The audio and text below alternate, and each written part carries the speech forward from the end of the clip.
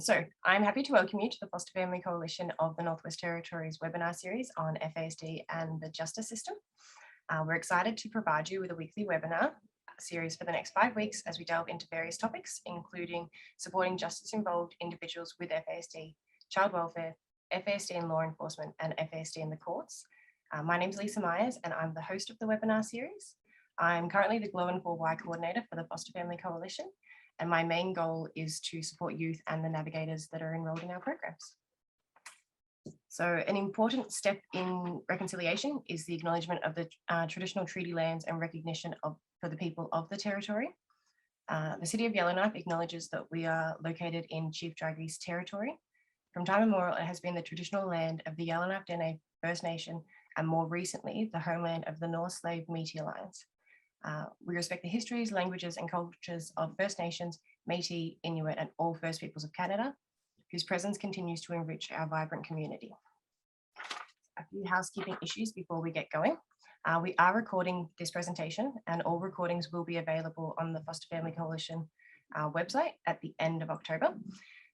Also, this Zoom has the Q&A function where participants can ask questions and upvote these questions. So the most common will rise to the top, and we can go through those questions at the end. There'll be time for the presenters to answer those questions. So please indicate if your question is specific to either of the presenters.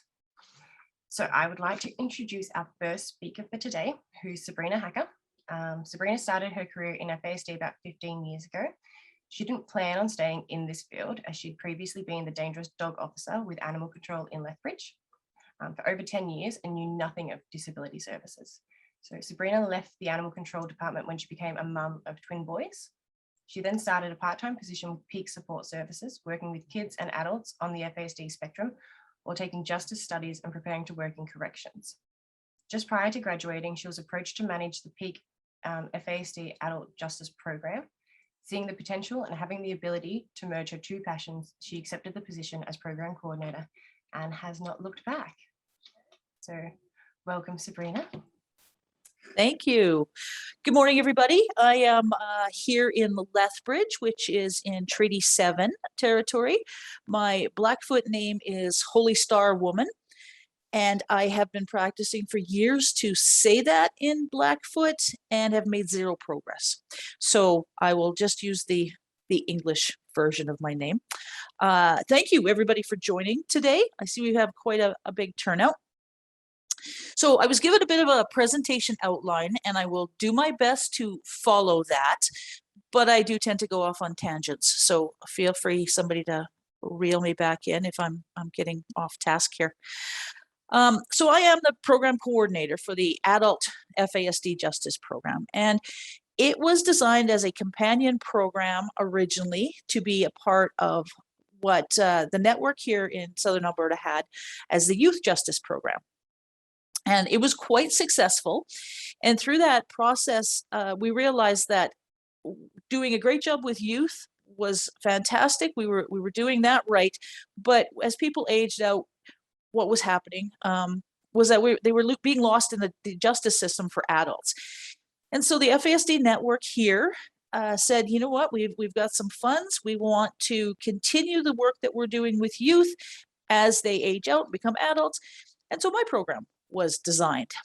And originally we thought it could mimic the youth program, but we quickly learned that that's not possible. The supports that youth have simply don't translate over to what adults need very well. So we kind of started from scratch, and we rebuilt a program that was specific to adults. And I think every year we reevaluate where we're at and where we want to go, and try to meet the needs of people as the situations change. For example, COVID coming into play, right? That's been a huge issue for us here, because things like attendance in court doesn't happen in person right now. So, you know, we navigate as the situation dictates to us. So that's a little bit about the program. Somebody asked, how do people get referred to me? Well, originally, what was happening was I was literally going down to the courthouse, and I was trying to assess people on the spot. I would look at the charges they had. I would ask some questions, talk to people and say, hey, you know what? I see you're on the docket with 27 breaches. Is there a reason you're breaching? I would try and build a connection with people and understand. And eventually, it would come out that, I think I have FASD or I do have FASD. And that was originally how I would sort of find my clientele. Over time, over the past 15 years here, it's no longer a go find people. They are looking for us. And so the referral process will come in through judges and Crown prosecutors and lawyers, but they will also come in from community partners and sometimes individuals themselves. I had to laugh one time. Somebody from the jail had called me and said, hey, Sabrina, my cellmate has a picture of you in this article. This Lethbridge Herald had written an article about the program. He said they have this picture and this article in their cell. And so everybody who thinks they might have FASD or does have FASD is reading this article and now trying to find me. So it was a little bit of a shocking sort of revelation, but I do like the self-referrals that people are seeking help, and I'm happy to be there. So that's typically how I find the individuals, or they find me. My role then becomes to look at this person in terms of where are they coming from? They're in the justice system, but how did that happen? What needs were not being originally met? And so I kind of go backwards from the charge. We look at things like, okay, you were accused of shoplifting. Did you not have money? Were you shoplifting food? Were you shoplifting for clothing? What was that unmet need, or was it simply a want?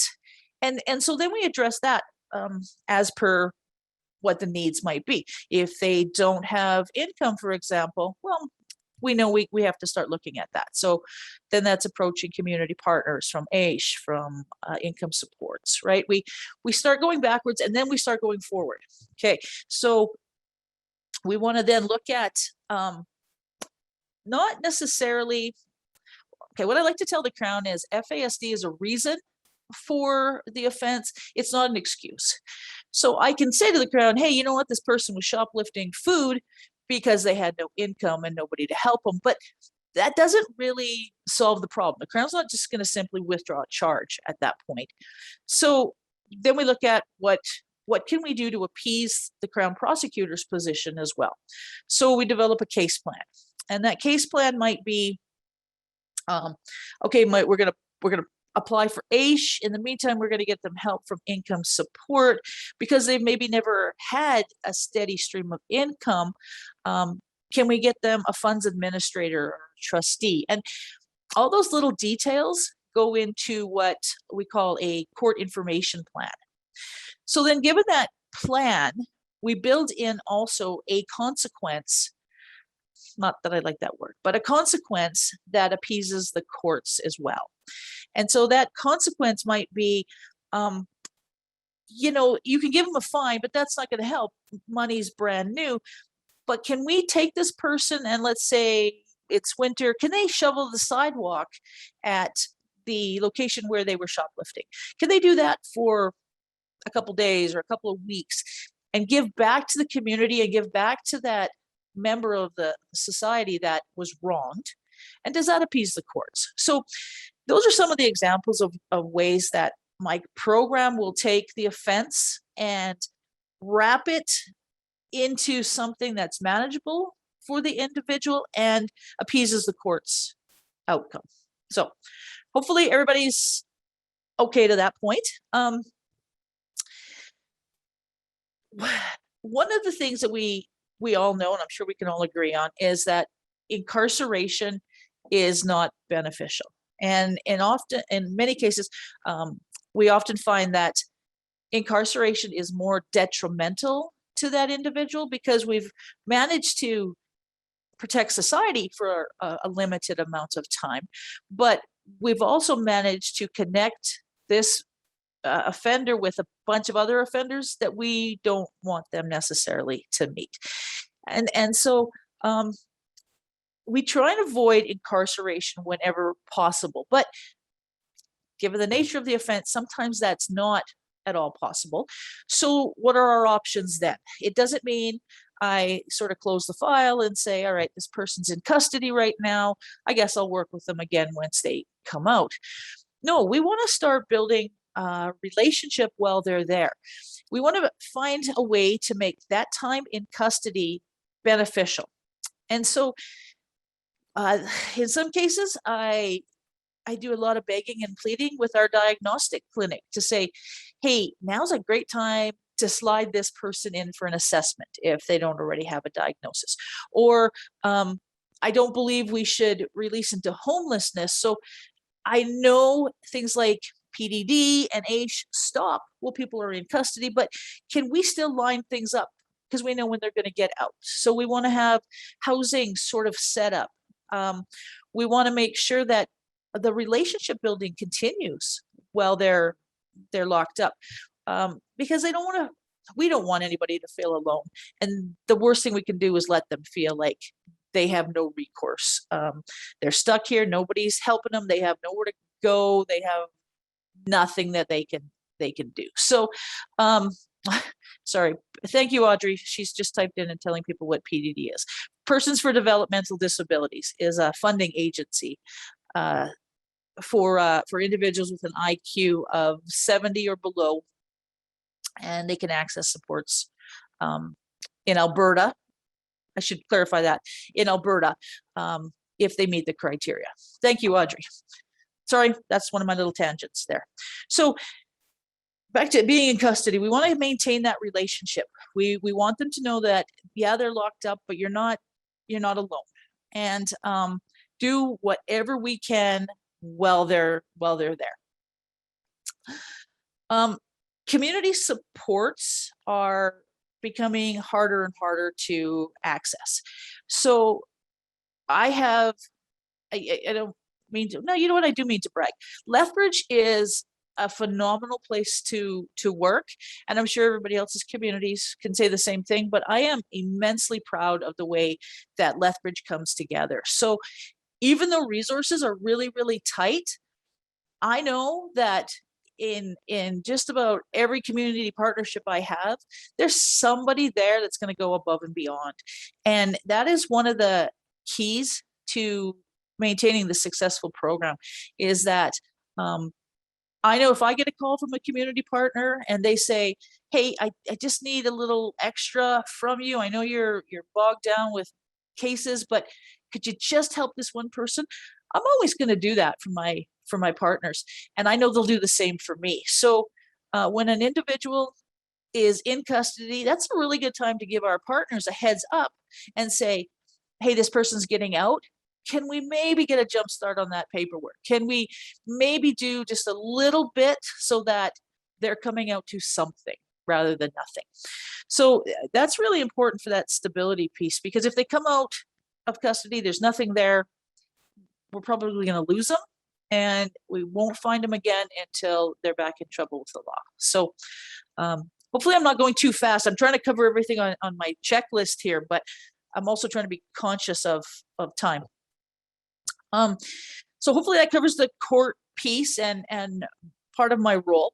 The other question here is that, how do we present the courts an image of somebody that is not just a report? Anybody that's been in court knows that the Crown prosecutor is just going to bring a file up on his screen or look at notes on his desk, and the first thing they're going to do is say, this is the person's record, this is what it looks like. And then that's what the judge hears. And very seldom the defense will try and get in things like, well, this is a parent of a small child, or they've recently gone back to work. But it's more or less a superficial image of what the individuals are. The Crown, the judge, they've already heard that this person's got a long record in justice, and yeah, they've got some family things. They are actually a person, but it's not touched on nearly as much as it needs to be. So what I try to be very conscious of is presenting this person as not somebody with FASD, because that's labeling them. They don't need that. The Crown, the judge, definitely need to know that this person is on the spectrum, that this is a factor, but that they're also an individual that has talents and goals and hopes, and they are not ever choosing to be in the justice system. This is not a willful path that they're on. This is something that they have fallen into because they haven't been able to navigate or had the help to navigate away from this path. And so that's what I like to present is that, hey, you know what? This person is truly remorseful. This person now has an idea of how they're going to break this cycle, how they're going to get away. And we do that by, for example, lawyers don't like this, but I like to have my individuals talk.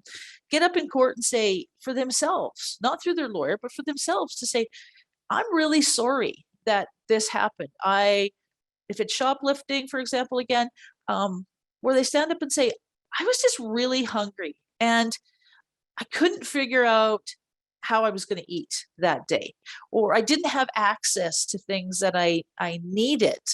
And so I made an impulsive decision and I'm remorseful for it and I want to make it right. I think it's important that somebody owns their mistake. And so that's one of the beginning pieces. One of the little sayings we have in my program is mess up, fess up, fix up. So that's step one. You messed up and then you said something. You said, I did this and I'm sorry. And now I want to fix it. So what does fixing it look like? And like I said before, maybe that's actually shoveling somebody's sidewalk for a while. Or if you can see behind me, I have a picture up on my wall. It's probably hard to see, but it's a very beautiful, elaborate drawing of an eagle, and there's some things woven into it. There's a skull, a bull skull in there. It probably took hours and hours and hours to create. And that was given to me because somebody broke into my truck. They had no idea who I was. Not that that matters, but they stole some of my stuff. And when I went down to the jail to talk to them, I didn't tell them I was the person that they had wronged. I said, hey, your name came across my desk and I want to know what led you here. And talking to him, I realized very quickly that this person had a lot of barriers in his life, was probably on the FASD spectrum, but I didn't know for sure. And it really didn't matter. He just had a lot of barriers in his life. And I said, I want to set you up with a few things. I want to try and get you on track. And ultimately, somebody told him who I was and said to him that, you broke into that lady's truck, you stole her stuff. It was a bit of a hardship for her, replacing everything. And he phoned me and he said, why would you help me? I took your stuff. And I said, yeah, that really sucked. And so I had two options at that point. I could either be mad at you for what you did, or I can try and make sure that you don't do this to somebody else, and in that process help you. And that's what I chose to do. And he said, I need to make this up to you. And I said, you don't? Like this, it's fine. This is what I do. This is my thing. He said, no, I do. He said, but I have no way of doing it. And then a couple of weeks later, he called and he said, can you come out to the jail? Because I have something for you. And I went out and I had this beautiful picture.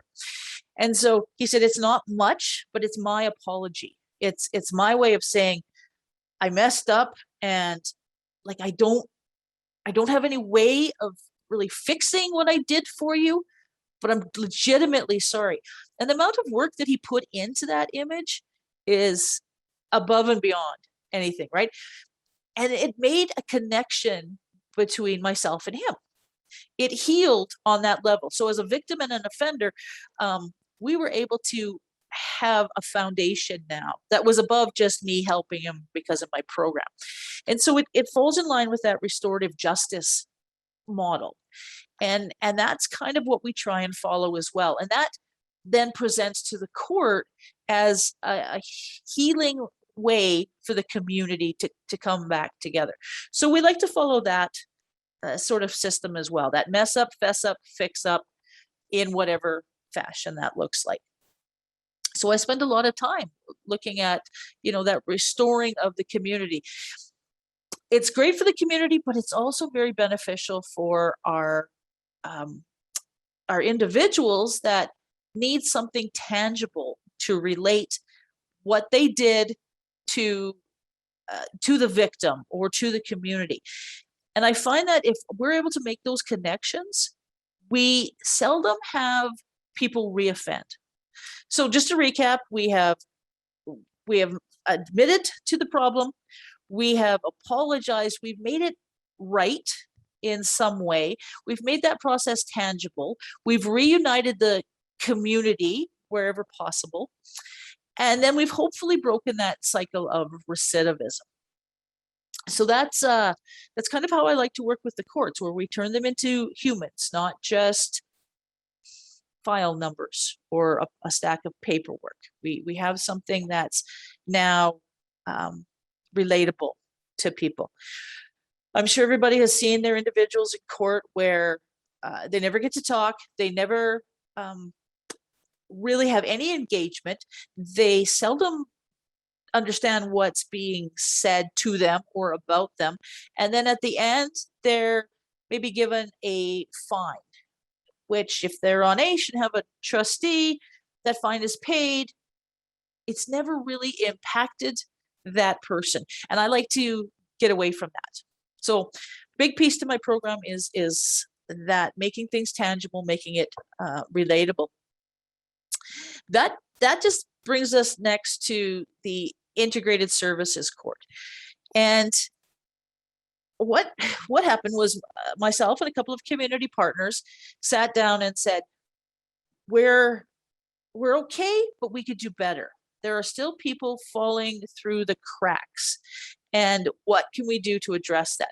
And as it turned out, they were people with multiple issues. So everybody had an FASD diagnosis or was suspected. Everybody that we worked with were struggling with homelessness or addictions or mental health issues.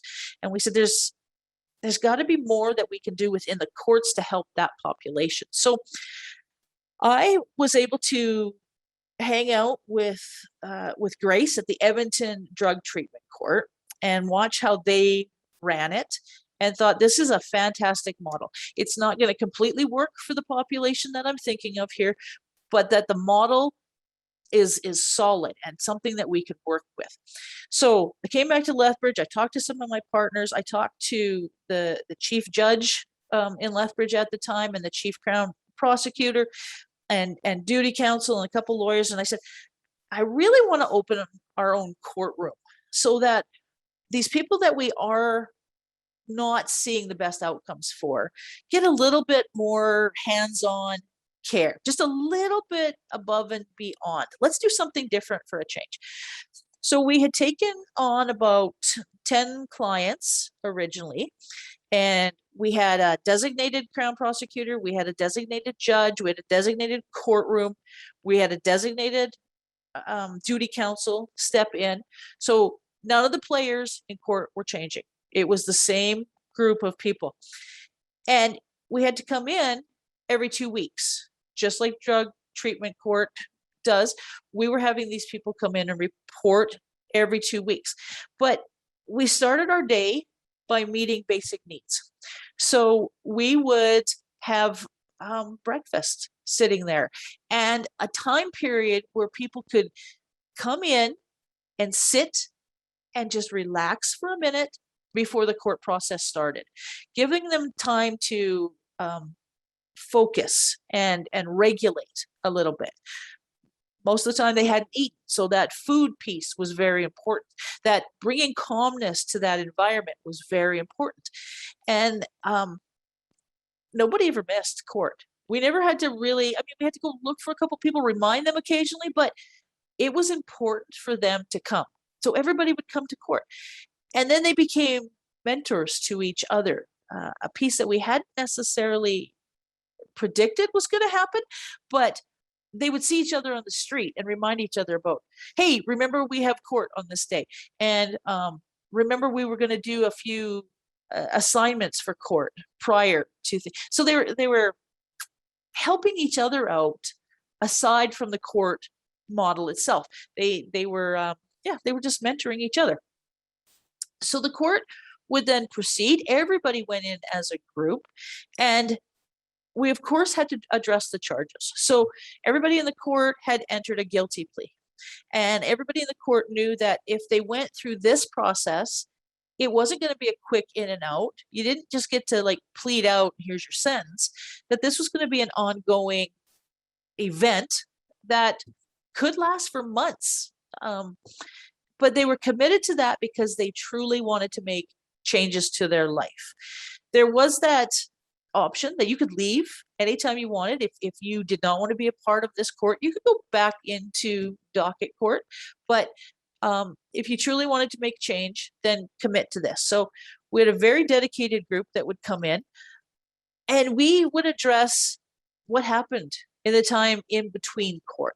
We would look at, where were you successful? Where were you struggling?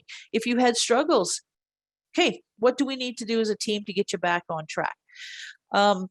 Throughout the week, we also had I can't forget our probation officer. We had an amazing probation officer on our team who would oversee the conditions, their release conditions, and she would be there to give the reports, the updates, to say, you know what, they were struggling, they needed some counseling. So Heather would get them into counseling if that's what they needed.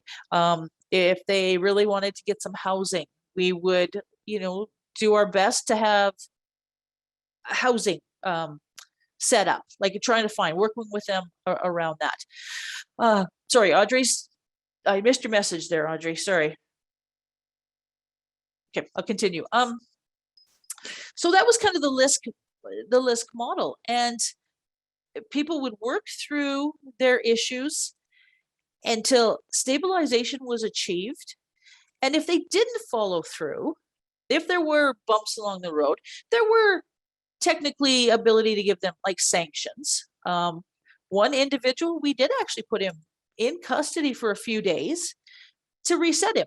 And he came out and he said, I was really mad when you guys put me in custody because I hadn't attended some counseling appointments that I was supposed to attend.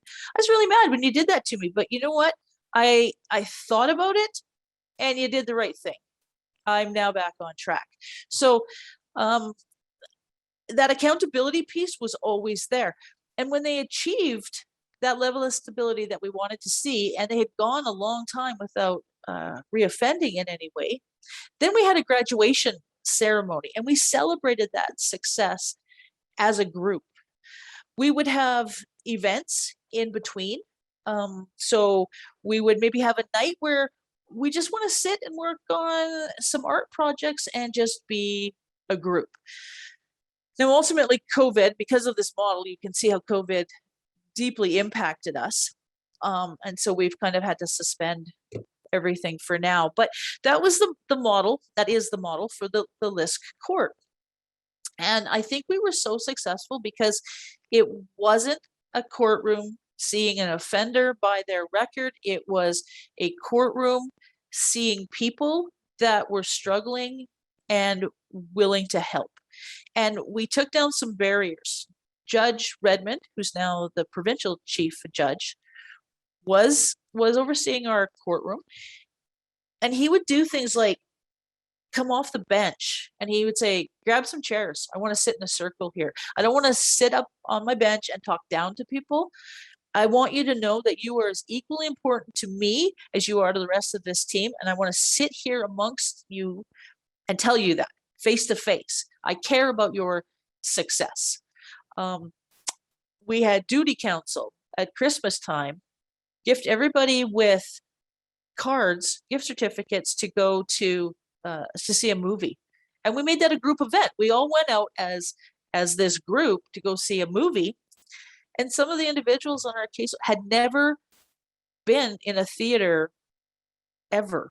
And it was a shocking event. And when we asked, why did that happen? They said, well, because nobody will ever let me in, or I I didn't even know how to get to a theater, like to go see a movie, to pick that had never been something in their life. And so to go in as a group and have popcorn and um, attend just something that most of us take for granted was a huge thing for some of the individuals on our caseload. And it also helped us as supporters realize how vulnerable some of the people we work with are and how privileged our lives are in comparison.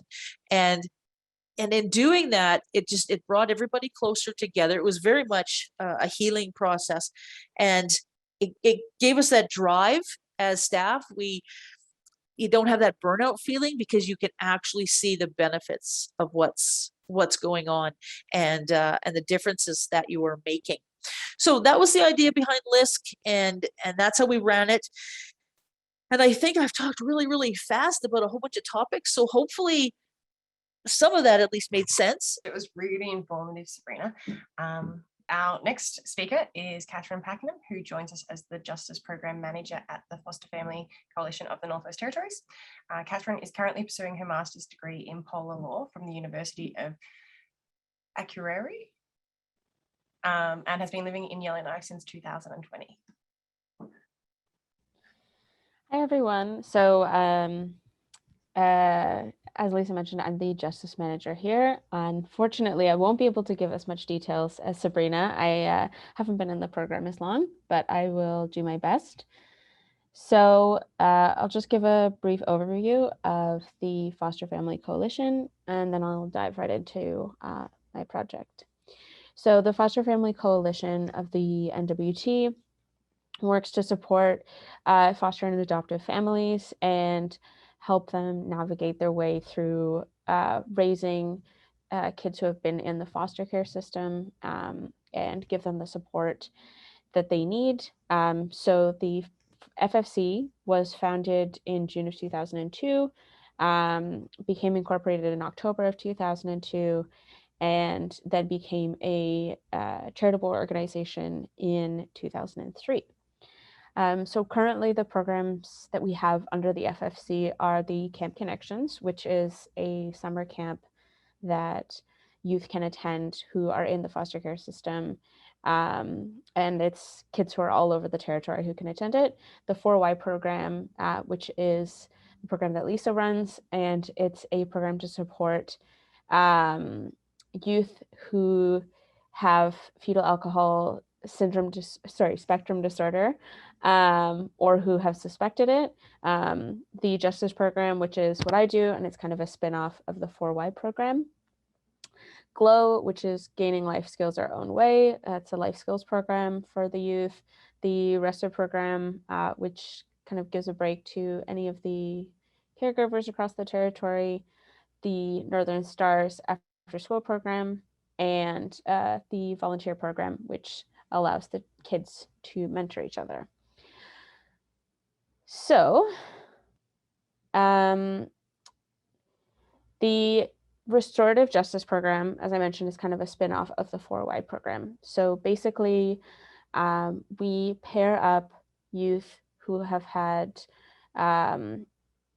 brushes with the law, run-ins with the law, who are between the ages of 12 and 25 with a justice navigator or myself to help them navigate their way through the justice system and provide them any support they need. So this can be anything from helping them in meetings with their lawyer to finding them the support they need to kind of reintegrate back into kind of normal life and help them become independent and support themselves. So, for example, another one of the supports that's pretty common is help finding jobs to help the youth support themselves once they become an adult.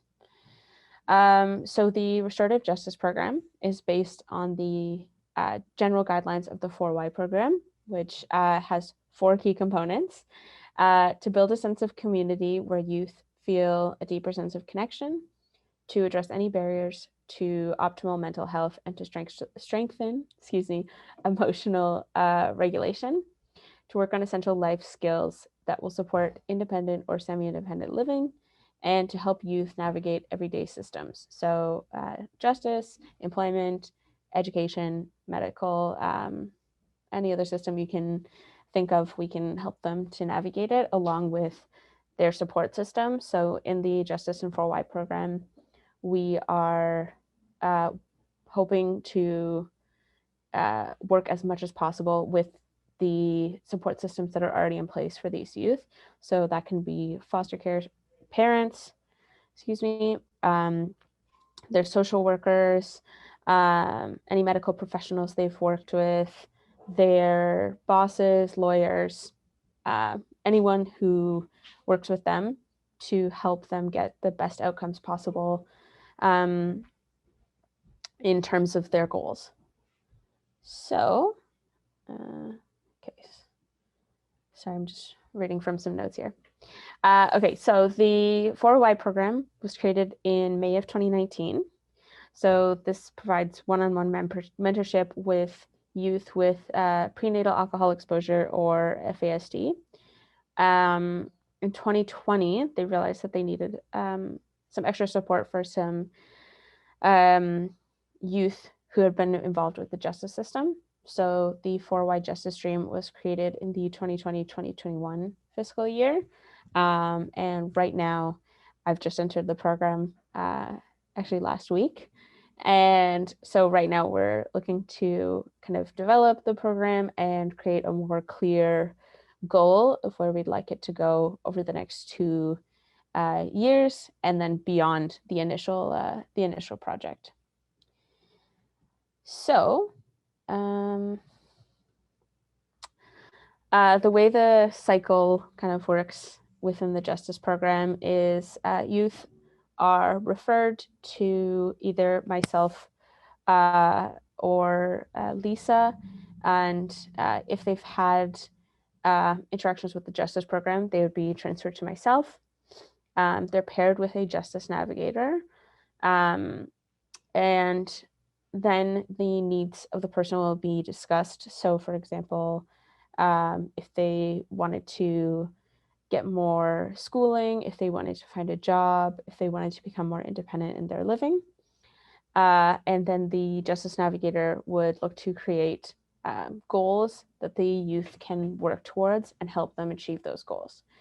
They would participate in activities that we run. So we run some social activities through all of our programs that they can get involved in.